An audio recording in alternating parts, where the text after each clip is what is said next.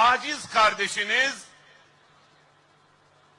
bu hadisede alemlerin yüce Rabbi olan Allah'ın lütfundan sonra Evliyaullah'ın himmetinin de büyük ölçüde hiç tahmin etmediğiniz kadar bize yardım ettiğini tahmin ediyorum.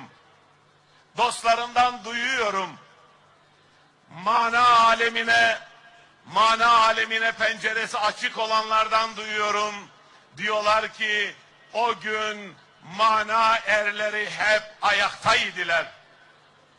Hatta şunu söyledi bir Allah dostu, bir güzel insan.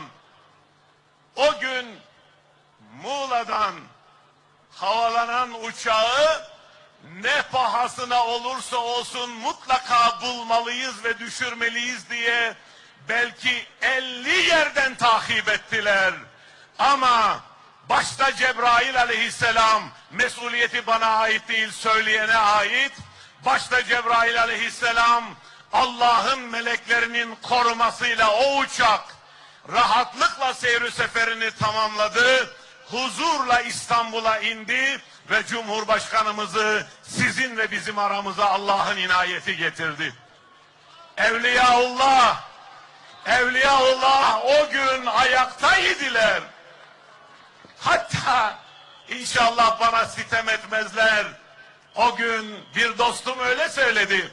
O gün Konya'dan giden Allah dostları Cumhurbaşkanımızı korudular dedi. Konya kadro kıymetini